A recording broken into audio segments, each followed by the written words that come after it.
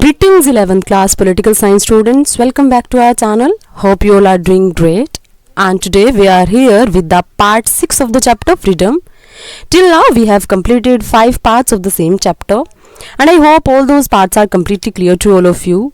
In the last part we have discussed the theory of harm principles, and I hope that is clear to all of you. In that we have discussed what are harm principles, how can we apply them, how can we use them, all these things we have discussed, right? And when the restriction can be imposed on our freedom.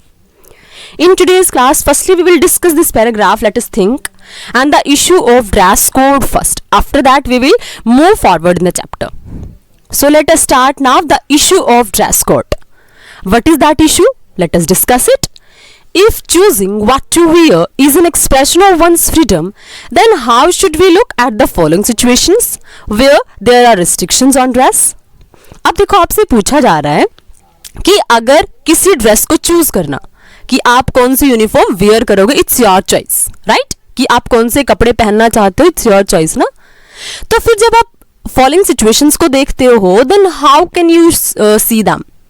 क्योंकि where there are restrictions on the dress, तो following situation जहां पर कुछ आपको ना restrictions given है, तो आप इनको कैसे देखोगे? How you will look toward these kind of situations, right? So let us have a look. In China, during Mao's regime, all the people had to wear Mao suits based on the argument that it was an expression of equality. अब Chinese context आपको given है. Chinese context में क्या given है कि क्या बोला गया था? माओ सूट पहनना था, ऑल द पीपल, सभी को. And why? Because according to Mao it was the expression of equality. क्या आपको लग रहा है कि ये अप्रोप्रिएट है? इट वॉज नॉट इक्वल ना, इट वॉज नॉट अप्रोप्रिएट, क्योंकि आप जबरदस्ती किसी को क्लॉथ्स वियर करवा रहे हो, वो भी अपनी चॉइस से. That was not fine, right? अब देखो, एक है आपको अब फतवा वॉज इशूड. फतवा क्या होता है? एक टाइप से जैसे order type, right?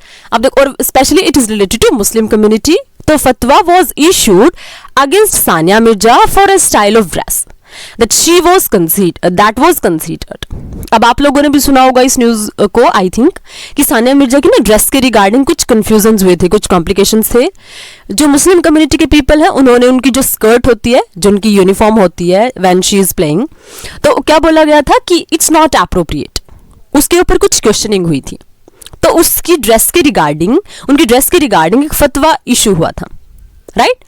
by one cleric to be against the dress code prescribed for women. और वो फतवा किसके रिगार्डिंग था? जो ड्रेस वो वेयर करते, जो ड्रेस वो कैरी करती हैं when she is playing, तो उसके अगेंस्ट में, क्योंकि according to their community, Muslim community, उसमें क्या होता है, विमेंस के लिए कुछ स्पेशल ड्रेस कोड प्रिस्क्राइब्ड है, तो उसी के रिगार्डिंग एक फतवा इशू हो गया. तो आपको क्या लग रहा है, which kind of situation is it? क्या ये एक फ्रीडम के ऊपर कहीं ना कहीं एक अटैक नहीं है, right? The rules of a test match in cricket require every cricketer to wear white dress. आप लोगों ने भी टेस्ट मैचेस देखे होंगे और आप लोगों ने भी देखा होगा that all of the players they wear white dress. देखो, ये क्या है? It is equality because you want to show them in a one dress only, in the similar dress only. That's why it is equality, right? Students are required to wear school uniforms, और students को क्या बोला जाता है? That you will have to wear school uniforms. आप लोगों ने भी देखा होगा, आपके स्कूल्स में भी होती हैं चीजें, राइट? तो स्टूडेंट्स को रिक्वायर्ड है स्कूल की यूनिफॉर्म्स पहनना. अब ये 4 सिचुएशंस आपने डिफरेंट स्टडी कर ली. चाइनीज कंटेक्स्ट, सानिया मिर्जा का कंटेक्स्ट, उसके अलावा टेस्ट मैच का कंटेक्स्ट, और फिर स्टूडेंट्स का जो स्कूल्स में होता है. अब इसके बेसिस पे कुछ क्वेश्चंस हैं. Let us debate some questions. अब ये क्वेश्चंस कैसे हैं? Is the restriction on what to wear justified in all cases और ओनली इन सम? अगर आपने देखा रेस्ट्रिक्शंस अगर लग रही हैं, क्या आपको वियर करना है, ये कुछ केसेस में तो जस्टिफाइड है, एंड ओनली इन सम. क्या सिर्फ कुछ केसेस में जस्टिफाइड है? आप लोग देखो, हमने स्कूल के मैच में बोला कि स्कूल में जो स्टूडेंट्स हैं they will have to wear uniform. अब ये देखो, ये जस्टिफाइड है. टेस्ट मैच प्ले कर रहे हैं तो वहां पर भी क्या है? इट इज जस्टिफाइड कि उनको एक जैसी सिमिलर ड्रेस उनको पहननी पड़ेगी. ऑफकोर्स इट इज जस्टिफाइड ना. समझ आया? क्यों? क्योंकि वहां पर हम इक्वालिटी एस्टैब्लिश करना चाहते हैं. For example, take the example of your school. वहां पर सोचोगे ड्रेस कोड ना हो, so what will happen? Every student will be having different kind of dresses according to their choices. Not according to their choices but also according to their economic conditions. And what will happen there? If some students will be wearing that kind of expensive clothes which cannot be afforded by poor students, then there will be a feeling of insecurity. There will be a feeling of insecurity in the minds of those students ना. उनको क्या लगेगा कि हम तो इतने महंगे कपड़े परचेज नहीं कर सकते, and they will be feeling somehow that we are inferior. उनके दिमाग में ये चीजें कहीं ना कहीं आना शुरू हो जाएंगी. तो ऐसे केसेस में जब आप इक्वालिटी इंट्रोड्यूस करना चाहते हो, इंप्लीमेंट करना चाहते हो, तो of course it is reasonable to put some restrictions. जैसे आपने क्रिकेट मैच का एग्जांपल देखा, राइट? तो क्रिकेट मैच में भी आप लोगों ने क्या देखा कि वहां पर भी आपको क्या लगता है कि हम लोग क्या करेंगे कि एक जैसी ड्रेस कोड हम रख लेते हैं, right? And it is also appropriate. समझ आया? अब उसके बाद सेकंड क्वेश्चन है, who has the authority to impose these constraints? अब किसके पास अथॉरिटी होनी चाहिए कि वो ड्रेसेस के ऊपर, आपकी ड्रेसिंग स्टाइल के ऊपर रिस्ट्रिक्शंस को इंपोज कर सके? किसको अथॉरिटी देते हो आप? Should religious leaders be given the authority to issue decrees on dress? क्या रिलीजियस लीडर्स को अथॉरिटी होनी चाहिए कि वो जैसे चाहे वैसे ड्रेस कोड के रिगार्डिंग ना कुछ डिक्रीज इशू? डिक्री एक टाइप का क्या होता है, एक टाइप से ना लॉ की फॉर्म में होता है, कुछ रूल्स रेगुलेशंस निकाल दिए. तो क्या रिलीजियस लीडर्स को फ्रीडम होनी चाहिए कि वो ड्रेसेस के रिगार्डिंग कुछ डिक्री इशू कर सकते हैं, right? Can the state decide what one should wear? क्या स्टेट डिसाइड करेगा कि किसी को क्या पहनना है? Should the ICC should set the rule or what to wear when playing cricket? जैसे आप लोगों ने सुना कि वो टेस्ट मैच जब प्ले करे तो they will have to wear white clothes. तो क्या जो इंडियन काउंसिल है, जो इंडियन क्रिकेट काउंसिल है, उसको ये डिसीजन उसके पास होना चाहिए कि वो डिसाइड करे कि जब कोई प्ले करेगा तो उसको कौन सी यूनिफॉर्म पहननी है, कौन सी ड्रेस उसको पहननी चाहिए. Getting my point? तो देखो किसके पास अथॉरिटी होनी चाहिए. अब अगर इस कंटेक्स्ट में आप देखते हो तो ऑफ कोर्स स्टेट का इंटेंशन और स्टेट की अथॉरिटी कहीं ना कहीं ज्यादा रिजनेबल है, क्योंकि अगर आप रिलीजन के बेसिस पे देखोगे तो अगेन वहां पर डिस्पैरिटीज, डिफरेंसेस अराइज होंगे. Getting my point? अगर आईसीसी, अब देखो क्रिकेट के लिए अगर अथॉरिटी है तो ऑफ कोर्स क्रिकेट के लिए वो डिसाइड करें, है ना? लेकिन अगर आप विद इन स्टेट की बात करते हो तो विद इन स्टेट तो एक स्टेट को डिसाइड करना चाहिए कि जहां पर ऐसे प्लेसेस है, फॉर एग्जांपल स्कूल, जहां हम इक्वालिटी प्रैक्टिस में एस्टैब्लिश करते हैं, तो वहां क्या होना चाहिए? There should be equality and there should be the dress code, and state should decide it that yes every school will be following the decisions that yes this dress code should be mentioned, right? उसके बाद अगर आपने religion basis पे देना शुरू कर दिया तो हिंदूज अपने अकॉर्डिंग देंगे, मुस्लिम्स अपने अकॉर्डिंग, क्रिश्चियंस अपने अकॉर्डिंग, बुद्धिस्ट अपने according, and there will be no uniformity in the society. Right? So that's why we will have to be very, very rational regarding the dress code especially. Right? After that, is the imposition excessive? क्या जो impositions लग रही है वो excessive है? Does it diminish the many ways people have to expressing themselves? क्या ये ऐसा कई सारे ways में ऐसा कर रहा है कि लोगों को खुद को एक्सप्रेस करने से रोक रहा है? जैसे कि फॉर एग्जाम्पल आप लोगों ने सानिया मिर्जा का कंटेक्स्ट देखा, उसमें एक फतवा इशू कर दिया तो आपको लगा ना because she is player she can wear whatever she wants, but उसके बाद भी रिलीजन के नाम पे क्या हो रहा है, उनके एक्सप्रेशन को कहीं ना कहीं स्टॉप किया जा रहा है, that she is not able to express herself, she is not able to wear according to her choices, right? उसके बाद what are the consequences of accepting the impositions? अब देखो फिर क्या है इसका कॉन्सिक्वेंस क्या होता है जब आप इम्पोजिशंस को एक्सेप्ट कर लेते हो. मान लिया आपके ऊपर इम्पोज हो गया कि आपको ये कपड़े नहीं पहनने, आपको वो नहीं करना, ये नहीं करना, तो उनके कॉन्सिक्वेंसेस क्या होते हैं, स्पेशली ड्रेस कोड के regarding? Will the society become equal? क्या सोसाइटी इक्वल बन जाती है if everyone dresses the same way as in Maoist China? अगर आप चाइना का कंटेक्स्ट देखते हो तो क्या आपको लगता है कि सोसाइटी इक्वल हो जाएगी? अगर आपने सबको एक जैसी ड्रेसेस पहना दी तो क्या सोसाइटी इक्वल हो जाएगी? Or are women being denied the participation in sports? If they cannot wear clothes, they would help them to compete effectively. और क्या हो अगर फीमेल्स को ये बोला जाए कि आप ना ये क्लोथ्स नहीं पहनोगे क्योंकि फीमेल्स के अकॉर्डिंग अप्रोप्रिएट नहीं है, तो फिर वो अपने फुल पोटेंशियल के साथ, फुल इफेक्टिवनेस के साथ they will not be able to play. तो it means what you are doing, आप डिनाई तो करें ना फीमेल्स को पार्टिसिपेट करने से। Will the game be affected if cricketers wear coloured clothes? अगर कुछ ऐसा हो कि क्रिकेटर्स जितने भी हैं, जो प्लेयर्स हैं, उनको बोल दीजिए कि आप ना कलरफुल क्लॉथ्स पहन लो, तो क्या कुछ इफेक्ट पड़ेगा? तो देखो, जब आप बात करते हो यूनिफॉर्मिटी की, स्पेशली इन स्कूल्स, और जब आप प्ले करते हो, तो वहां पे क्या दिखाना होता है? Oneness is the feeling, right? वहां पे सभी आप एक देखते हो कि yes this is my team. वहां पे dress code that is fine and that is appropriate also, एक स्पिरिट के लिए, राइट? अब देखो, अगर आप एक अपने स्कूल की यूनिफॉर्म में हो और दूसरा बच्चा अपने स्कूल की यूनिफॉर्म में, you will feel that yes we all are one because we are having similar dress, है ना? मतलब कुछ ना कुछ आपको दूसरों से सेपरेट दिखाने के लिए ड्रेस कोड क्या है, रिक्वायर्ड है, लेकिन उसके साथ ही आपकी क्लास में, आपके स्कूल में इक्वालिटी स्टैब्लिश करने के लिए रिक्वायर्ड है, right? In the same manner अगर आप क्रिकेट मैच की बात करते हो, तो वहां भी उन लोगों के अंदर एक यूनिटी वाली फीलिंग लाने के लिए दैट इज रिक्वायर्ड। बट जब आप सोसाइटी की बात करते हो, सारे ही दिन आपको हर टाइम वो सेम क्लॉथ्स वियर करने पड़े, और वो भी जैसा आपको फोर्स किया जा रहा है, तो that is not appropriate, right? क्योंकि सोसाइटी में आप जैसे चाहते हो वैसे रह सकते हो, और इससे इक्वालिटी स्टैब्लिश नहीं होगी, बल्कि लोगों के माइंड में कहीं ना कहीं प्रॉब्लम्स अराइज होंगी, उन लोगों के माइंड में सस्पेक्शंस अराइज होंगे रिगार्डिंग द सिस्टम। क्योंकि ये स्टेट की क्या है, ये स्टेट एक टाइप से क्या करने की कोशिश कर रहा है, ये स्टेट कोशिश कर रहा है रिस्ट्रिक्शंस को इंपोज करने की, लोग अपने अकॉर्डिंग कुछ पहन नहीं सकते। मॉइस्ट वाला concept that is not appropriate, समझ आया? Getting my point? अगर स्कूल की बात है तो आप सभी को इक्वल दिखाने के लिए, because I have told you different kind of students are reading in the similar school, उनकी इकोनॉमिक कंडीशन डिफरेंट है, तो उन सभी को इक्वल शो करने के लिए आपको क्या जरूरी है, आपको क्या चाहिए? आपको ड्रेस कोड चाहिए। इन द सिमिलर मैनर जब आप मैच प्ले कर रहे हो, तो एक यूनिटी की फीलिंग लाने के लिए आपको क्या चाहिए? ड्रेस कोड चाहिए, जो आपको सिमिलर शो कर सके। लेकिन जब आप एक सोसाइटी में इंपोज कर देते ना कोई चीज, जैसे माओइस्ट सूट हो गया, दैट इज नॉट एप्रोप्रिएट, क्योंकि वहां आपने लोगों की फ्रीडम को स्नैच कर लिया। यहां जब आप बात करते हो स्कूल की यूनिफॉर्म की, वो ड्रेस, वो अगर आपने ड्रेस कोड इंपोज किया, तो फ्रीडम को स्नैच करना नहीं है, that is to establish equality. आप घर पे आके तो कुछ भी पहन सकते हो, राइट?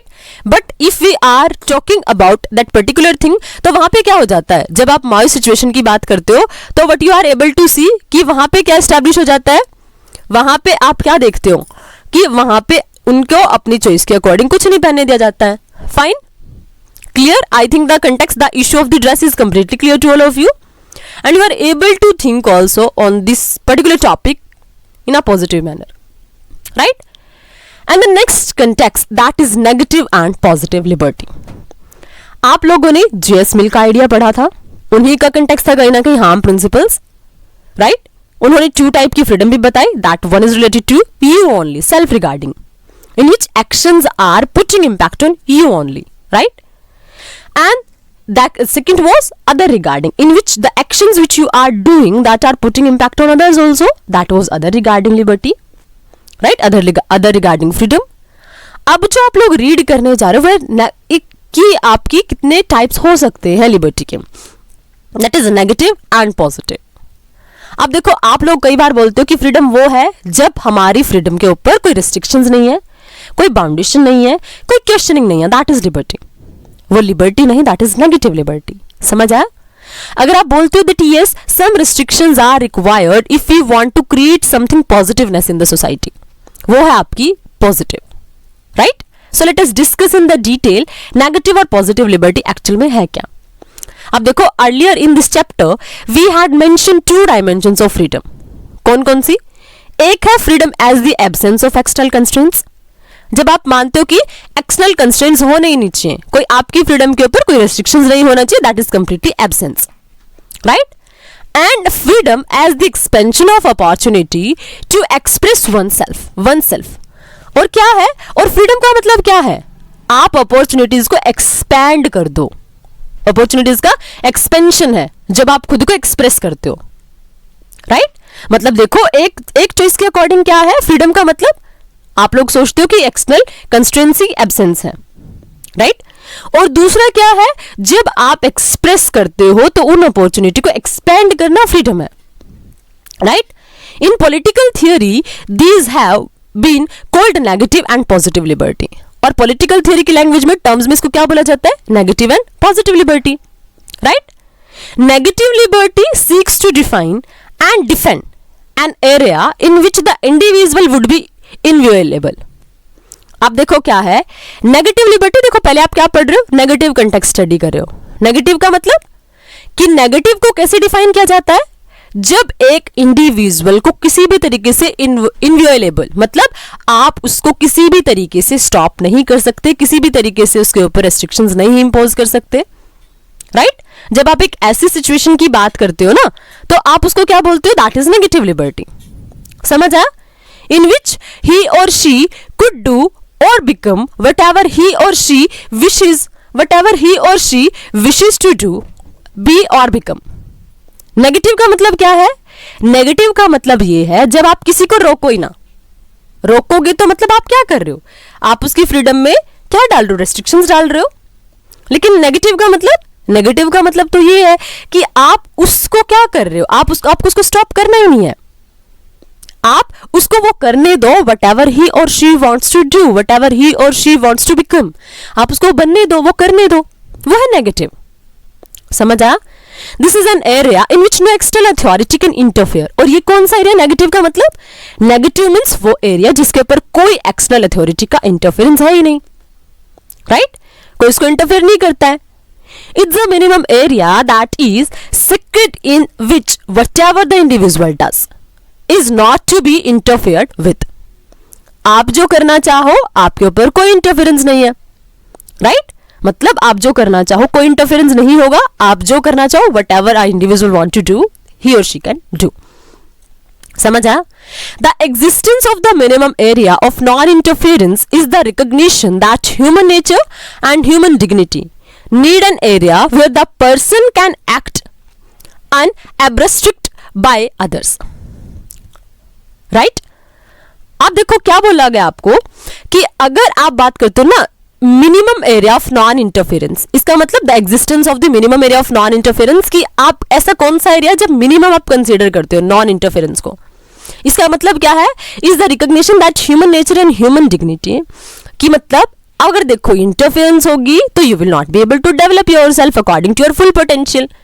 तो यही कंसेप्ट आपको बताता है minimum area of non interference, कि अगर आप इंटरफेरेंस नहीं करे तो इसको क्या रिकॉग्नाइज किया जाएगा कि ह्यूमन नेचर और ह्यूमन डिग्निटी को रिक्वायर्ड होता है, आपकी ग्रोथ को, आपके नेचर को रिक्वायर्ड है, जहां कोई person without any kind of interference of other work कर सकता है. राइट अब देखो suppose you are doing exam and you are writing your answers and the teacher is standing on your head, will you be able to write according to your full potential? आपको दिख रहा है कि सामने वाला teacher ना आपके answers को पढ़ रहा है, तो ना चाहते हुए भी you will be affected by that. Right तो इसीलिए क्या बोल रहे कि अगर आपको लग रहा है इंटरफेरेंस होगा, तो इंटरफेरेंस क्या करता है, वो कहीं ना कहीं आपको आपकी डिग्निटी पोटेंशियल के अकॉर्डिंग, नेचर के अकॉर्डिंग फुली डेवलप नहीं होने देता है. और इसीलिए what should be there should be the concept of minimum area of non interference. समझ आया? How big should this area be, अब ये एरिया कितना बड़ा होना चाहिए, और व्हाट शुड इट कंटेन, क्या इसमें इंक्लूड होना चाहिए, आर मैटर्स ऑफ डिस्कशन. अब ये डिस्कशन का मैटर है and will continue to be matters of debate since the bigger the area of non interference the more the freedom. और ये तब तक कंटिन्यूसली गोइंग ऑन रहता है, तब तक जब तक कि आप ये, क्योंकि डिबेट जितना ही बड़ा है ना, कि इंटरफेरेंस अगर नहीं करेंगे तो ज्यादा फ्रीडम मिलेगी. मतलब देखो एक कोटेशन है कि स्टेट कितना अच्छा है, स्टेट वही अच्छा है जो कम से कम इंटरफेयर करे. इसका मतलब क्या है, इसका मतलब वही कि स्टेट इंटरफेरेंस नहीं कर रहा. राइट और वो क्यों रिक्वायर्ड है आपको, वो इसीलिए तो रिक्वायर्ड है कि अगर आप लोग जितना कम इंटरफेरेंस एक्सेप्ट करोगे you will be able to develop yourself. समझ आया? Right clear? तो इसीलिए क्या है कि जितनी आपको ज्यादा फ्रीडम मिलेगी उतना ही नॉन इंटरफेरेंस का मतलब है, मतलब जितना नॉन इंटरफेरेंस होगा उतनी आपको फ्रीडम मिलेगी. क्लियर? अब देखो all we need to recognize is that the negative liberty tradition argues for an inviolable area of non-interference in which the individual can express himself or herself. अब जो negative liberty के supporters हैं what do they say? वो क्या बोलते हैं कि आप देखोगे जो नॉन इंटरफेरेंस है ना, अगर नॉन इंटरफेरेंस होगा तो what will be the positive impact of that, कि हर कोई अपने आप को he or she will be able to express himself or herself. वो खुद को एक्सप्रेस कर पाएंगे according to their full potential, right? मतलब अगर आपके ऊपर कोई फ्रीडम नहीं, आपके ऊपर कोई रेस्ट्रिक्शंस नहीं है, तो आप फुल्ली वर्क करते हो ना. अगर आपको बार बार कोई टोक रहा है, नहीं ऐसे नहीं करना वैसे करना था, नहीं ऐसे नहीं करना वैसे करना था, you will not be able to do the work with full interest, with your full capacity also. आप कहीं ना कहीं फील करते हो नो इट्स नॉट अप्रोप्रिएट, कि मेरे को बार बार रोका जा रहा है. And anyone do not want that. हर कोई भी नहीं चाहता, नोबडी वांट्स दैट, कि मेरी फ्रीडम के ऊपर कोई रिस्ट्रिक्ट करके रखें. इवन पेरेंट्स आर सेइंग ना, then you will not be able to accept it, that no it's my life, right? Why you are continuously telling me the similar things again and again, right? तो इसलिए आप लोग क्या सोचते हो कि अगर इंटरफेरेंस नहीं है तो आप खुद को ज्यादा एक्सप्रेस कर पाते हो. If the area is too small then human dignity gets compromised. अब देखो क्या है, अगर एरिया बहुत छोटा है जहां तक आपको फ्रीडम दी गई है, तो आपकी ह्यूमन डिग्निटी कॉम्प्रोमाइज हो जाएगी. आपको कहीं ना कहीं कॉम्प्रोमाइज करना पड़ेगा, राइट? अब देखो फिर क्या है, वी में here ask the obvious questions. अब हम क्या क्वेश्चंस पूछ सकते हैं? अब देखो, अगर आपको ये पूछा जाए कि कितने एरिया तक आपकी लिबर्टी होनी चाहिए, कहां तक आपको फ्रीडम मिलनी चाहिए, कहां तक उसके ऊपर रेस्ट्रिक्शंस होने चाहिए, है ना? तो जब आप एरिया की बात करते हो, अगर वो स्मॉल है तो आपको क्या करना पड़ेगा? You will have to compromise with your dignity, right? And we may ask the obvious questions. हम कुछ क्वेश्चंस पूछ सकते हैं. कैसे? Is the choice of what clothes to wear in different situations, school, playing field, office, are choice that belong to the minimum area and therefore one that cannot be interfered with by external authority. अब देखो, आपने ऊपर का context पढ़ा था ना, uniform वाला context आप लोगों ने पढ़ा, राइट? आई थिंक वो आपको पूरा क्लियर है. अब आपसे देखो यही पूछा जा रहा है, अगर जो चॉइस है, is the choice of what clothes to wear. अगर ये चॉइस है कि आपको कौन से क्लोथ्स पहनने हैं डिफरेंट सिचुएशन में. Suppose you are going in the school, तो कौन से क्लोथ्स पहनने हैं. Suppose you are going in the playground, तो क्या पहनना है. ऑफिस में तो क्या पहनना है. अब देखो क्या है ये, are choice that belongs to the minimum area. ये कौन सी चॉइस है? जो मिनिमम एरिया से बिलोंग करती है ना. And therefore one that can not be interfered. इसीलिए किसी एक के एरिया में इंटरफेयर नहीं होना चाहिए विद बाय एक्सटर्नल अथॉरिटी. मतलब किसी बाहर वाले को इंटरफेयर करने की परमिशन नहीं होनी चाहिए. It mean suppose you are considering कि जो क्लॉथ्स वियर करने का मैटर है वो आपका क्या है, that is your minimum interfered area, right? तो ऐसे में किसी बाहर वाली पर्सनालिटी को, एक्सटर्नल अथॉरिटी को ये चॉइस नहीं होनी चाहिए ना कि वो इंटरफेयर करें, right? Getting my point? By external authority, और is it a choice that can be interfered with the state. या फिर ये कोई ऐसी चॉइस है जिसमें स्टेट इंटरफेयर कर सकता है. कोई रिलीजियस अथॉरिटी, जैसे आप लोगों ने फतवा पढ़ा था, क्या वो इंटरफेयर कर सकते हैं. आईसीसी, क्या जो हमारे इंडियन क्रिकेट काउंसिल है, वो इंटरफेयर कर सकते हैं. फिर सीबीएसई जो आपको बोलती कि ये ड्रेस कोड लगाओ, ये करो वो करो, तो क्या रिस्ट्रिक्ट कर सकते हैं, क्या वो इंटरफेयर कर सकते हैं. Negative liberty arguments are in response to the question. अब नेगेटिव लिबर्टी क्या है? वो आर्ग्यूमेंट्स करती है इस क्वेश्चन के रिस्पॉन्स में. Over what area am I the master. अब देखो, आपने सोचा कि जो मैं कपड़े पहनती हूं वो तो मेरी चॉइस के हैं, लेकिन फिर भी क्या क्वेश्चन है कि कौन सा एरिया है जिसमें मेरी मास्टर है, मतलब on which I am master in my on subjects, right? कि कोई तो ऐसा टॉपिक होना चाहिए ना जहां पर मेरी कंप्लीट फ्रीडम है. I can do whatever I want to do, right? It is concern with explaining the idea of freedom. और इसको कंसर्न किया जाता है किससे? With explaining the idea of freedom from. इसको एक्सप्लेन किया जाता है किससे? कि आपको किससे फ्रीडम है, आपकी कितनी फ्रीडम नहीं है, आपको किससे फ्रीडम है, राइट? आपको कौन से एरिया से फ्रीडम है. मान लिया आपको कोई बोलता है कि नहीं, आपको you will have to wear this cloth only, तो आप किससे फ्रीडम है? कि आपको उस चीज से फ्रीडम है कि कोई आपको फोर्स ना करे, राइट? मतलब यहां वो चीज नहीं होती है कि आप किस सब्जेक्ट के ऊपर आपकी मास्टरी है, मतलब कौन से टॉपिक के ऊपर आप मास्टर हो, बट इवन देन क्या होता है कि किस चीज से आपको फ्रीडम है, कि कौन रेस्ट्रिक्ट नहीं कर सकता, कौन आपको क्वेश्चनिंग नहीं कर सकता, कौन आपके एरियाज में इंटरफेयर नहीं कर सकता, कहां आप कंप्लीटली फ्री हो. That is the thing that we discuss in this particular aspect. ये है आपकी नेगेटिव लिबर्टी। समझ आया? नेगेटिव लिबर्टी सिंपल टर्म्स में आप लोग किसको कंसीडर करते हो? जहां आपकी लिबर्टी के ऊपर कोई रेस्ट्रिक्शंस ना हो, है ना। हमें मान के चले कि नहीं मैं तो कंप्लीटली फ्री हूं, I can do whatever I want to do, तो वो आपका कौन सा कंसेप्ट होता है लिबर्टी का, फ्रीडम का? That is the negative conception, जिसमें आप कंप्लीटली फ्री होना चाहते हो from every kind of restrictions, right. I think these questions जो आप लोगों ने ड्रेस कोड के रिगार्डिंग डिस्कस किए, these are also clear to all of you, right. Half of the concept positive and negative liberty we had to complete, but we are able to complete only the negative liberty in this particular video. In the next video we will discuss the opposite concept to negative liberty, that is positive liberty. अब वो positive liberty है क्या, right? क्या consequences हैं, and how can we use that? Which kind of liberty can be termed as positive liberty? All those things we will discuss in next video. I hope the context of negative liberty is clear to all of you. If you are having doubts, you can ask your doubts and queries in comment section. If you are able to understand the topic negative liberty, please press the like button and subscribe the channel as well. We will meet in next video with the topic of positive liberty. Till then, keep learning, keep enjoying and stay connected. Thank you. Thanks a lot.